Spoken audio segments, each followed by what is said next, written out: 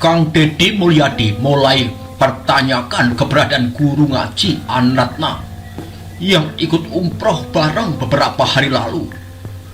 Guru ngaji atau guru spiritual Anratna ini menjadi pertanyaan Kang Deddy Mulyadi sampai menyebut-nyebut soal syariat Islam. Seharusnya, kata dia, si guru spiritual ini memberikan arahan bagaimana seharusnya sikap seorang istri pada suaminya. Kang Deddy Mulyadi sebut Ambu Aneh lebih patuh kepada guru spiritualnya ketimbang pada suami. Sekarang fakta terungkap. Deddy Mulyadi selaku tergugat dalam gugatan cerai Anratna Mustika berpendapat, sebagai pemimpin daerah sudah sepatutnya istrinya itu tidak lagi memikirkan diri sendiri. Karena menurut dia ada hal lebih penting dari seorang pemimpin, yakni harus memikirkan kepentingan rakyat, yang mana saat ini masih banyak mengalami kesusahan, mulai dari PHK hingga urusan usia muda menjadi PSK untuk menyambung hidup. Itu yang harus kita pikirkan, karena pemimpin itu sudah tidak boleh lagi memikirkan dirinya. Pemimpin itu ditugaskan memikirkan rakyat, bukan malah memikirkan nafkah lahir batin, kata Kang Deddy Mulyadi usai menjalani sidang gugatan cerai di Pengadilan Agama Purwakarta pada hari Rabu tanggal 16 November 2022. Dalam kesempatan itu, Kang Deddy juga berbicara tuduhan yang aneh soal syariat Islam yang masuk dalam materi gugatan. Terkait hal tersebut, Kang Deddy yang juga aktif di berbagai organisasi Islam seperti HMI balik mempertanyakan soal syariat Islam. Kang Deddy mempertanyakan patut tidak Nek Ane pergi umroh bersama keluarga termasuk anak keduanya, dan guru spiritualnya tidak meminta izin terlebih dahulu pada Kang Deddy yang secara hukum masih berstatus suaminya. Yang jelas jadi aneh, guru ngajinya itu tidak bertanya pada saya sebagai suaminya. Harusnya nanya dulu, ini istrinya mau pergi dengan saya, bagaimana, boleh atau tidak? Tugas guru ngaji itu kan mendamaikan, bukan memberikan hukuman pada seseorang.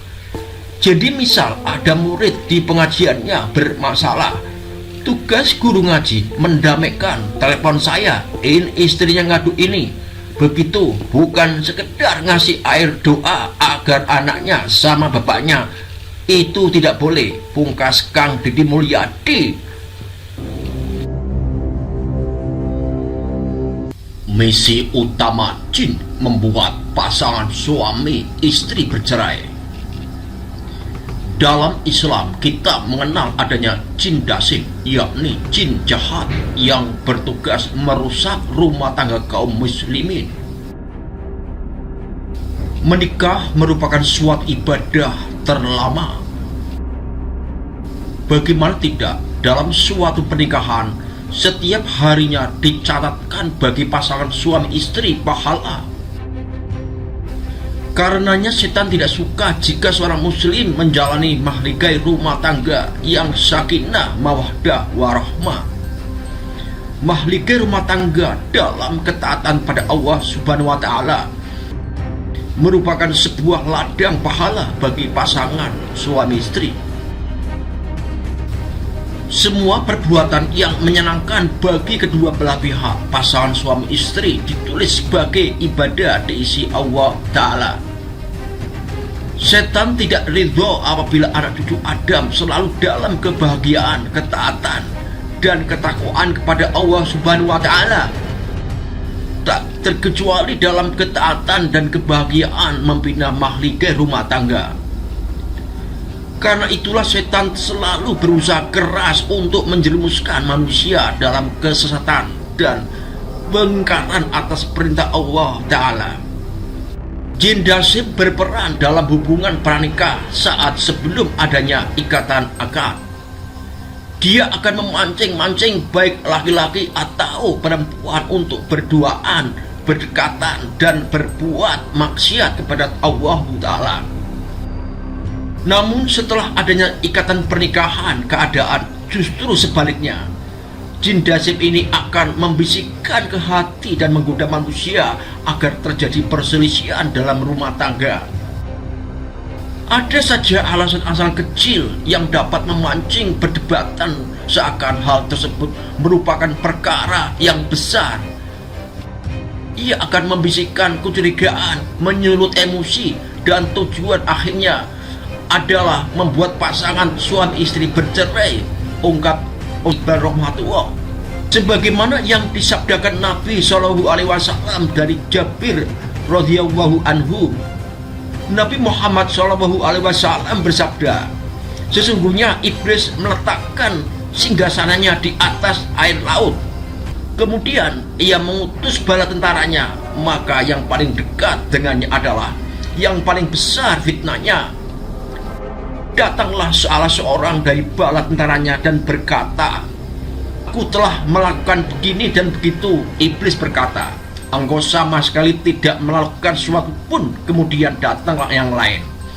Datang yang lain dan berkata, aku tidak meninggalkannya untuk digoda hingga aku berhasil memisahkan antara dia dan istrinya. Maka iblis pun mendekatinya dan berkata, sungguh hebat setan seperti engkau. Hadis riwayat Muslim. Ada perceraian sangat disukai oleh iblis dan hukum asal perceraian adalah dibenci karena ulama menjelaskan hadis peringatan akan perceraian. Mengutip dari muslimah.com, Al-Manawi menjelaskan mengenai hadis ini. Hadis ini menunjukkan peringatan yang sangat menakutkan tentang celaan terhadap perceraian. Hal ini merupakan tujuan terbesar iblis yang terlaknat, yang perceraiannya mengakibatkan terputusnya keturunan. Bersendiriannya tidak ada pasangan suami istri, anak keturunan Nabi Adam akan menjerumuskan mereka ke perbuatan zina yang termasuk dosa-dosa besar, yang paling besar menimbulkan kerusakan dan yang paling menyulitkan. Perhatikanlah juga para suami, jika ada sesuatu yang tidak beres pada istri dan anak-anak bisa jadi akibat maksiat suami, maka introspeksilah diri dan perbanyak istighfar. Wallahu alam.